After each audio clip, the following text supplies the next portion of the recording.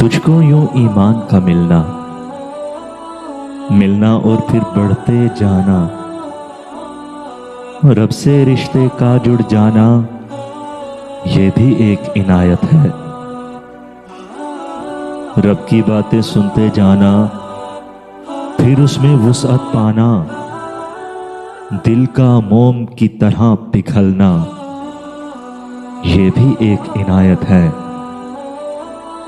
शौक से करना उनकी बातें, शमे रिसालत की छाओं में, जिन लोगों ने उम्र बिताई, वो किरदार के सुच्चे मोती अपने दामन में भर लेना, ये भी एक इनायत है।